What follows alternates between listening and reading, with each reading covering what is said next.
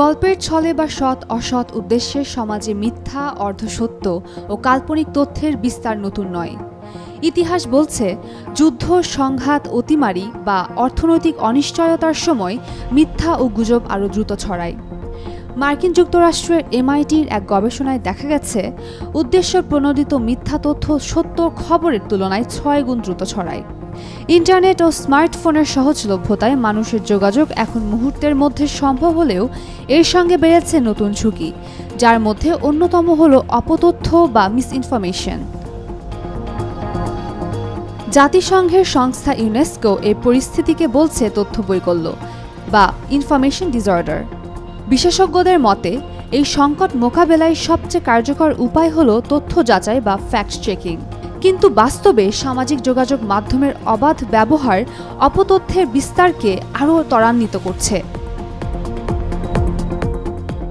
বাংলাদেশেও এর প্রভাব স্পষ্ট। 2013 সালে জামায়াত নেতা দেলোয়ার হোসেন সাঈদীর মৃত্যুদণ্ডের রায়ের পর সাঈদীকে চাঁদে দেখা গেছে এমন একটি গুজব ফেসবুকে ছড়িয়ে পড়ে, যা কয়েকদিনের মধ্যে সহিংসতা বাড়িয়ে দেয়। কয়েকদিনের টানা সংঘাতে পুলিশ সদস্যসহ নিহত হন 60 জনের বেশি মানুষ। পরে অনুসন্ধানে জানা যায়, সাঈদীকে চাঁদে দেখা যাওয়ার গুজবটি ছড়িয়েছিলেন ময়মনসিংহের গফরগাঁওয়ের এক জামায়াত নেতা, যা ফেসবুকের মাধ্যমে আগুনের গতিতে সারা দেশে ছড়িয়ে পড়েছিল। গুরুতর অবনতি ঘটিয়েছিল আইনশৃঙ্খলা পরিস্থিতির। 2018 সালে নিরাপদ সড়ক আন্দোলনের সময় ধানমন্ডিতে 3 নারী শিক্ষার্থীকে ধর্ষণ ও হত্যার মিথ্যা খবরও একইভাবে পরিস্থিতিকে জটিল করে তোলে, যার ফলে গুজব ছড়ানোর অভিযোগে গ্রেফতার হন একজন সুপরিচিত অভিনেত্রী। DW একাডেমির 2022-এর এক গবেষণায় বলা হয়, বাংলাদেশে 75% ভুয়া খবর ছড়ায় ফেসবুকের মাধ্যমে। পাশাপাশি ইউটিউব, হোয়াটসঅ্যাপ, টিকটক সহ বিভিন্ন মাধ্যমে ব্যাকগ্রাউন্ড ভয়েস ও ছবি জুড়ে বিকৃত নিউজ ছড়ানো হয়। অনেক সময় মূলধারার গণমাধ্যমের মতো দেখতে ভুয়া নিউজ পোর্টাল খুলে এবং পোস্ট বা ফটোকার্ড বানিয়ে মন গড়া খবর প্রচার করা হয়। BRAC institute of governance and ডেভেলপমেন্টের 2023-এর জরিপ অনুযায়ী দেশের 67% ইন্টারনেট ব্যবহারকারী অন্তত একবার যাচাই না করেই ভুয়া খবর শেয়ার করেছেন।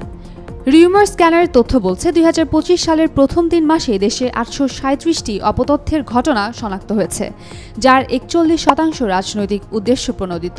সবচেয়ে উদ্বেগজনক বিষয় হল, এসব ভুয়া খবরের বড় অংশই ছড়ানো হচ্ছে ছবি, ভিডিও, ফটোকার্ড এবং নাম সদৃশ নিউজ পোর্টালের মাধ্যমে। এই সংকট থেকে উত্তরণের অন্যতম পথ হল তথ্য সাক্ষরতা, তথ্য যাচাই বা ইনফরমেশন লিটারেসি। তথ্য সাক্ষরতা বলতে বোঝায় তথ্য খোঁজা, যাচাই, বিশ্লেষণ ও সচেতনভাবে ব্যবহার করার ক্ষমতা।